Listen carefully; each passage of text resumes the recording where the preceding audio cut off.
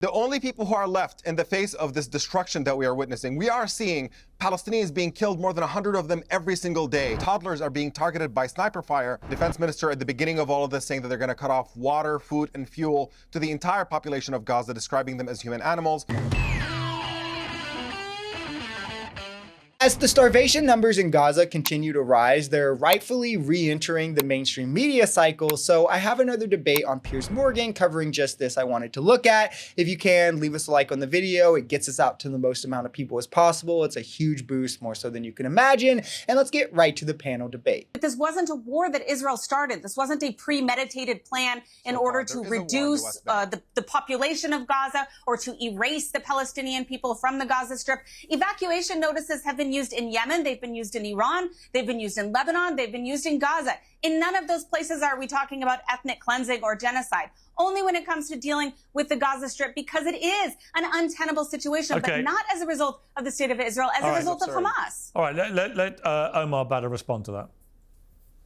Yeah, you have Emily here describing a situation in which, in order for there to be genocide, you have to actually witness what is in fact happening. That is what is happening. She's describing the reality, and she is talking about, oh, look at the West Bank. Well, there is a war on Palestinians in the West Bank.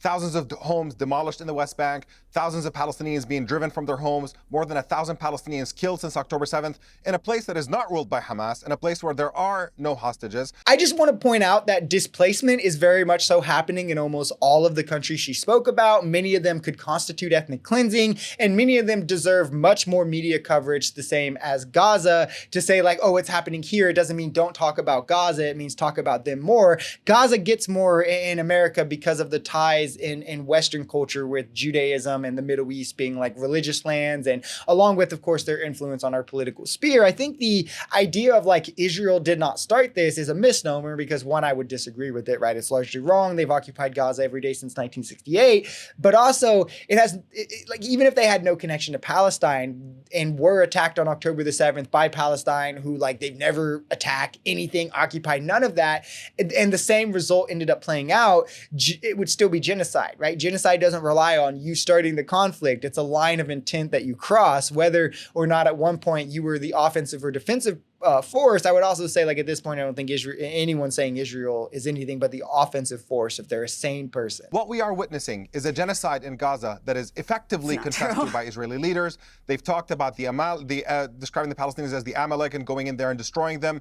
You had the defense minister at the beginning of all of this saying that they're going to cut off water, food, and fuel to the entire population of Gaza, describing them as human animals. You have footage of Israeli soldiers who are celebrating the fact that they are committing genocide. They are there bragging on their cell phones, talking about how they're destroying everything in sight, how there will be nothing for Palestinians left to come back to. And you have observers who are, doctors documenting the fact that toddlers are being targeted by sniper fire.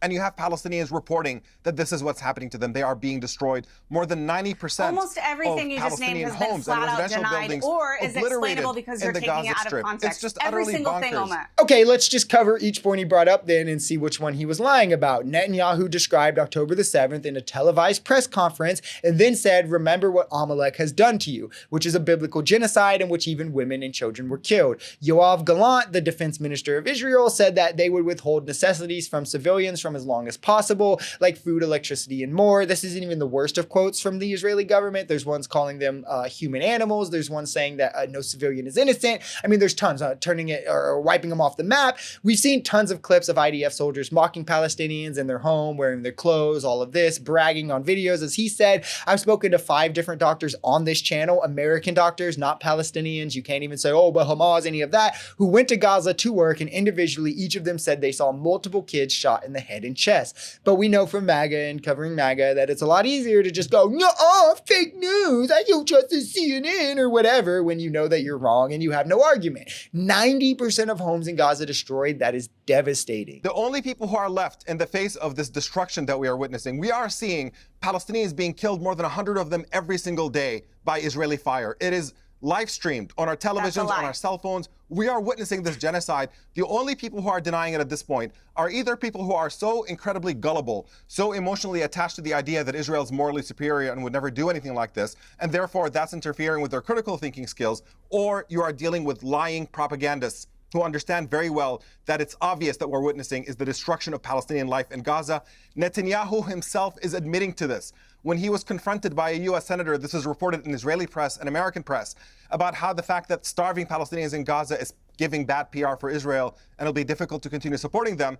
Then Netanyahu goes to his government allies and says, here, we're going to have to let some food in, but don't worry, this is just a PR move. The plan is still to drive Palestinians out of Gaza in accordance with the Trump plan. I mean, it is the Israeli government's openly stated position to go along with the MAGA plan that all of MAGA signed off on. Trump, they voted for Trump. This is Trump's plan of having U.S. troops annex Gaza and ethnically cleanse all Palestinians out of Gaza, where Trump said they could not ever return. But let's just be real about where we are. Why play these games? Over 50,000 are dead, 20,000 children, 90% of homes in Gaza are destroyed, hundreds of schools destroyed, every hospital wiped out. There's a few partially functioning. Hundreds of millions of cultural damage has been destroyed. Disease, starvation, PTSD are becoming more and more common, with tons of trauma that we probably don't even know about yet. You could talk about like the refugee camps that have bombed. I think it's been at least 7. There might be more than that by now. I haven't kept up with that number.